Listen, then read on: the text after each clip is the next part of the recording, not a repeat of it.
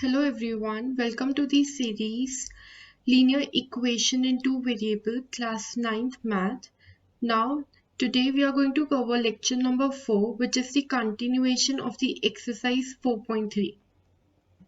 In previous lecture, we learned how to plot the solutions of linear equation in two variable.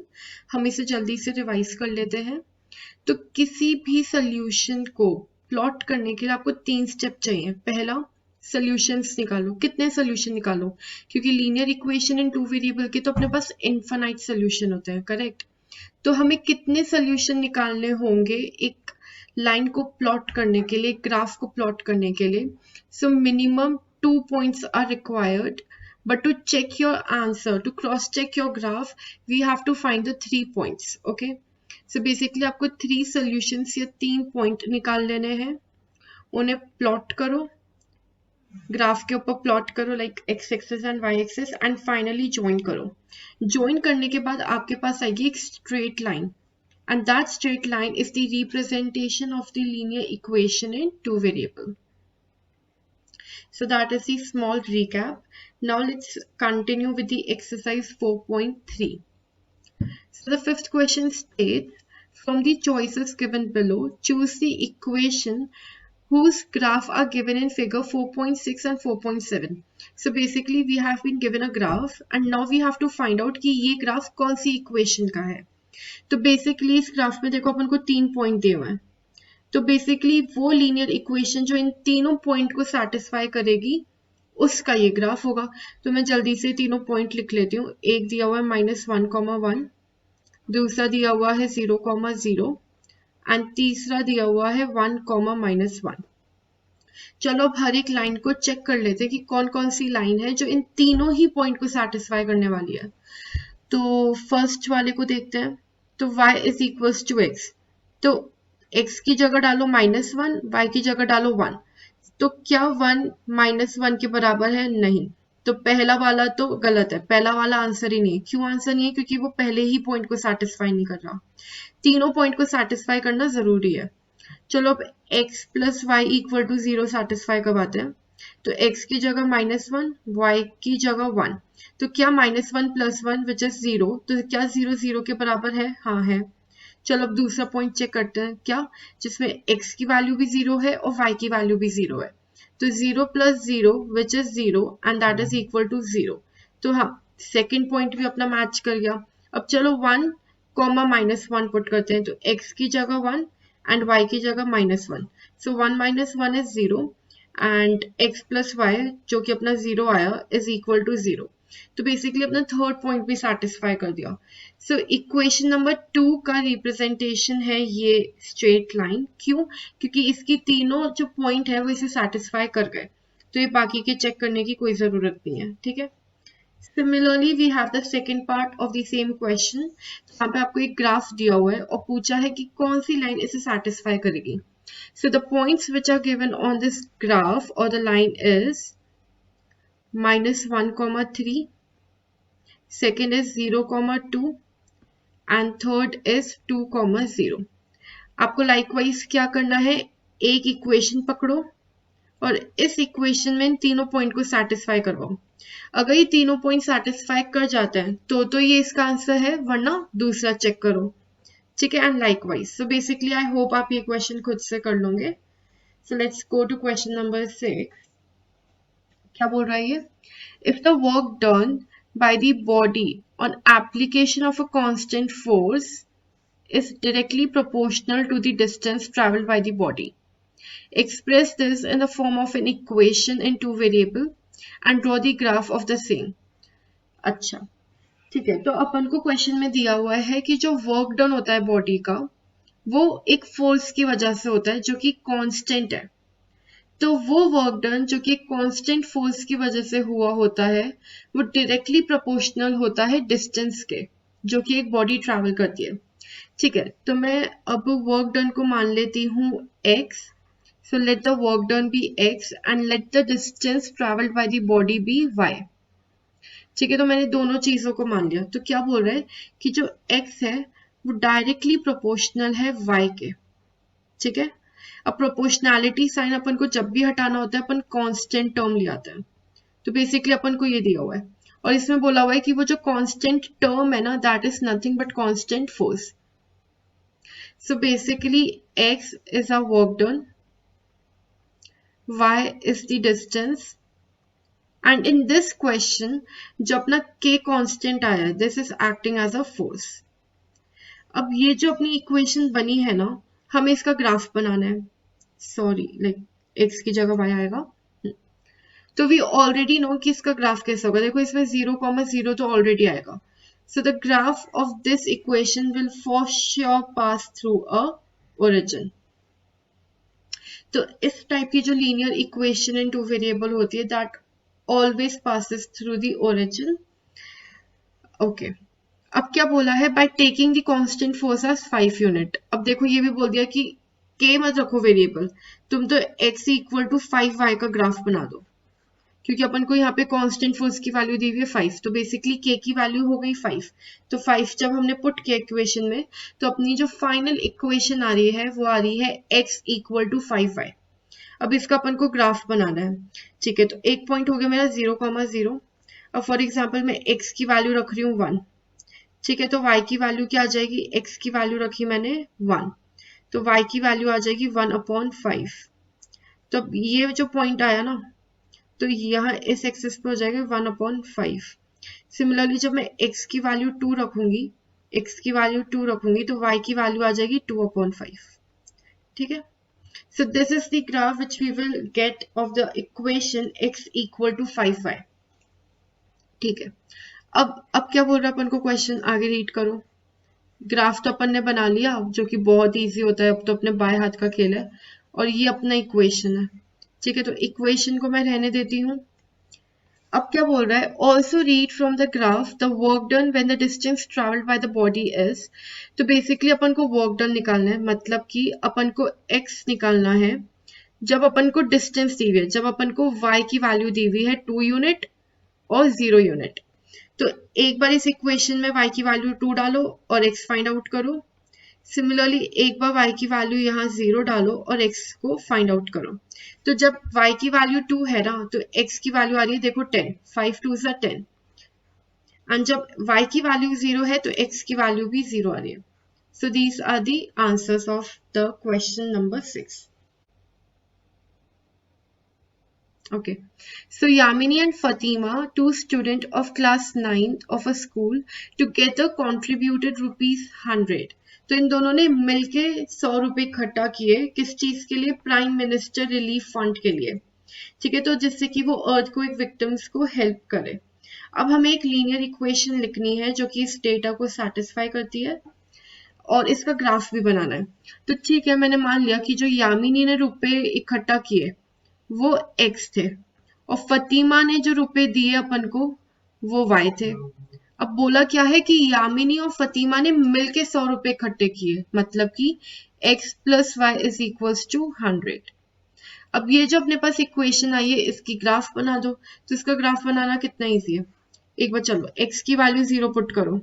तो जब x की value 0 put की तो y की value क्या आई अपने पास, y की वैल्यू आ गई 100. ठीक है. तो एक जो सोल्यूशन अपने पास आया दैट इज 0,100. चलो अब एक बार y की वैल्यू 0 रखो. तो जब आपने y की वैल्यू 0 रखी तो आपके पास x की वैल्यू आ गई 100. तो अब जो अपने पास सेकंड पॉइंट आया है दैट इज 0 नहीं, x की वैल्यू 100 है ना, सो 100,0. अब अपन को एक थर्ड पॉइंट और निकालना है. बेसिकली मैं 2 पॉइंट से लाइन बना पाऊंगी, लेकिन I am finding the third point to check कि वो जो पॉइंट है ना वो स्ट्रेट लाइन पे लाई करना चाहिए. अगर वो लाई करता है तो अपन ने सही किया है, अगर वो लाई नहीं करता है तो अपन ने कोई ना कोई गलती की है. तो चलो सोल्यूशन नंबर 3 निकालते हैं. तो बेसिकली मैं x की वैल्यू रख देती हूँ 50. तो y की वैल्यू क्या हो जाएगी, y is equal to 100 minus 50. तो y की वैल्यू हो जाएगी 50. ठीक है. तो x की वैल्यू जब मैंने 50 रखी तो y की वैल्यू भी आ गई 50. चलो अब इन्हें अपन प्लॉट कर लेते हैं. तो बेसिकली देखो मैं यहाँ पे जो यूनिट्स रख रही हूँ ना वो थोड़ी बड़ी रख रही हूँ सो दैट मेरा ग्राफ छोटे में ही निपट जाए. सिमिलरली यहाँ पे, और अब अपन इसको प्लॉट करना स्टार्ट करेंगे. ठीक है. चलो स्टार्ट करते हैं। Let me take the pen of different colour. So basically पहला पॉइंट है 0,100, तो एक्स एक्सिस पे तो नहीं आएगा, ये वाई एक्सिस पे आएगा। So this point is 0,100। एक होगा 100,0। सो बेसिकली इधर सिर्फ x की वैल्यू है, y तो 0 ही है, तो ये सिर्फ x कोऑर्डिनेट पे आएगा, तो ये हो जाएगा मेरा 100,0। और एक है 50,50, तो देखो यहाँ तो कहीं 50 आएगा और यहाँ कहीं 50 है, तो 50 वैल्यू x पे है और 50 ही वैल्यू y पे। सो this is my third point जिसका मतलब वैल्यू है 50,50। अब मैं जब इन तीनों पॉइंट्स को देखो ज्वाइन करूंगी ना, ये तीनों के तीनों एक ही स्ट्रेट लाइन पर मीट करेंगे। इसका मतलब कि मैंने जो सोल्यूशन निकाले हैं ये करेक्ट है, ठीक है। So basically this is my equation in two variable and this is my graph. Now let's go to the last question of this exercise. ठीक है, अब countries like USA and Canada जो टेम्परेचर होता है ना वो अपन फ़ारेनहाइट में major करते हैं, लेकिन इंडिया वाली कंट्रीज में हम उसी टेम्परेचर को सेल्सियस यूनिट में देते हैं। अब फ़ारेनहाइट और सेल्सियस का एक रिलेशन होता है जो कि हमें इस इक्वेशन ने दिया हुआ है, ठीक है। तो बेसिकली यहाँ पे एक्स वाई अपने वेरिएबल नहीं है, यहाँ पे फ़ारेनहाइट और सेल्सियस अपने वेरिएबल है, ठीक है। तो वेरिएबल का नाम तो कुछ भी रखो, कोई फर्क नहीं पड़ता। ओके, अब फ़ारेनहाइट और सेल्सियस में अगर आपको कंफ्यूजन हो रहा है तो देखो, दोनों ही यूनिट टेम्परेचर को मेजर करने की होती है, जैसे कि किलोमीटर एंड मीटर, ये दोनों ही यूनिट लेंथ मेजर करने की है। सिमिलरली जो फ़ारेनहाइट और सेल्सियस है, इन दोनों से ही हम टेम्परेचर मेजर करते हैं। जिस तरीके से 1 किलोमीटर 1000 मीटर के बराबर होता है, उसी तरीके से एक फ़ारेनहाइट 9/5 इंटू सी प्लस 32 के बराबर होता है। So basically this is the relation between Fahrenheit and Celsius. चलो बाकी क्वेश्चन देखते हैं, क्वेश्चन क्या बोल रहा है।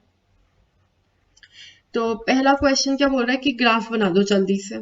अब ग्राफ बनाएंगे, उसमें अपन को क्लियरली दिया हुआ है कि एक्स एक्सिस पर आप सेल्सियस को लो और वाई एक्सिस पर आप फ़ारेनहाइट को लो। तो अपने जो सोल्यूशन आएंगे ना वो इस टाइप के आएंगे, देखो Celsius comma Fahrenheit, x axis पे लिया सेल्सियस और वाई कोऑर्डिनेट पे अपन ने लिया फ़ारेनहाइट, ठीक है। जल्दी से इसके दो सोल्यूशन निकाल देते हैं। वैसे तो आप लोगों को 3 निकालने हैं, बट मैं अभी के लिए फिलहाल 2 निकाल रही हूँ। तो एक बार मैंने इस इक्वेशन में सेल्सियस को रख दिया 0, ठीक है, मैंने सेल्सियस को मान लिया 0। जब मैंने सेल्सियस को 0 माना तो फ़ारेनहाइट की वैल्यू आ गई 32। तो एक जो मेरे पास पॉइंट है दैट इज 0,32, ठीक है। पहले सेल्सियस की वैल्यू लिखो और फिर फ़ारेनहाइट की वैल्यू लिखो। अब एक बार अपन मान लेते हैं सेल्सियस की वैल्यू 5 है, ठीक है। जब सेल्सियस की वैल्यू 5 होगी तो देखो फ़ारेनहाइट क्या होगा, कैलकुलेट करो वैल्यू पुट करके। तो फ़ारेनहाइट की वैल्यू आ जाएगी 9 + 32 विच इज नथिंग बट 41। तो अब जो मेरे पास सेकंड पॉइंट है दैट इज 5,41। अच्छा, अब एक और वैल्यू पुट कर देते हैं। इस बार मैं फ़ारेनहाइट को 0 मान लेती हूँ। तो जब मैंने फ़ारेनहाइट को 0 माना तो बताओ सेल्सियस की क्या वैल्यू आएगी, निकालो। तो माइनस का 32 उस साइड जाके हो जाएगा। अब फाइनली सेल्सियस की वैल्यू आएगी -32 इंटू 5/9। तो इसे कैलकुलेट कर लेना, आपको थर्ड पॉइंट निकल जाएगा। और ये जो अपना थर्ड पॉइंट है ना, वो इन दोनों से जो अपने लाइन बनाई है उसी पे लाई करना चाहिए। This is the second part of the same question. तो इसमें क्या बोल रहा है ना कि अपन को बोल दिया कि 30 सेल्सियस है, बेसिकली अपन को सेल्सियस की वैल्यू दे दी 30। तो अब अपन से पूछा है कि वही टेम्परेचर फ़ारेनहाइट में कितना होगा। वैल्यू पुट कर दो सेल्सियस की, फ़ारेनहाइट निकाल लो।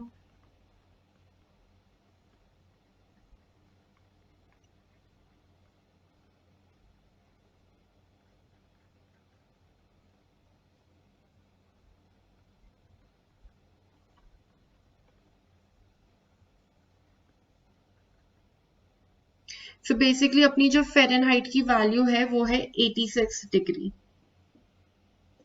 तो दिस फोर्थ क्वेश्चन स्टेट्स कि अगर सेल्सियस 0 डिग्री लिया है तो फ़ारेनहाइट कितना होगा, और अगर अपन ने फ़ारेनहाइट को 0 डिग्री लिया है तो सेल्सियस कितना होगा।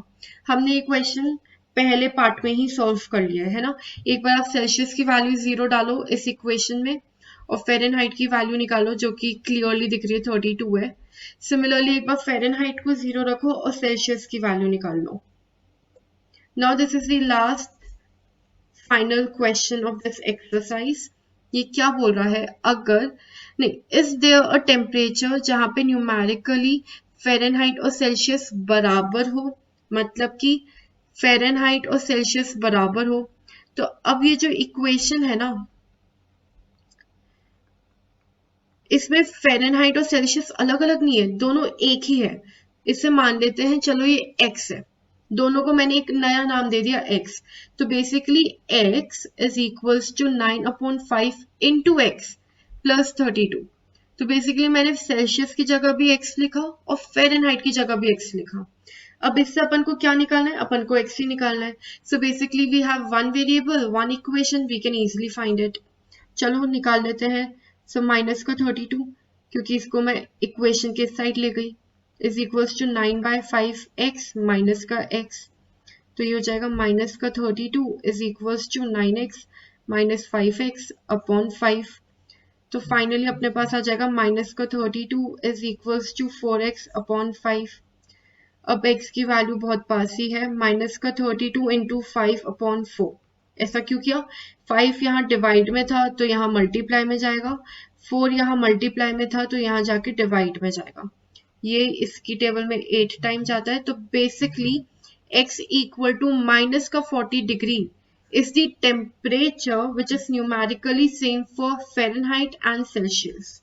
ठीक है, so that's all for today and this lecture. Now there is a homework question for you all. Okay, so the same question but the part third is undiscussed, so you have to write the answer of this in the comment section below. Now, if you have any queries or suggestions for us, you can connect to us either through comment section below or through our email ID, which is summarizeandmemorize@gmail.com. To like it, comment, share with your friends, and most importantly, subscribe to our channel as this is free and you will never miss our new videos. Thank you for watching.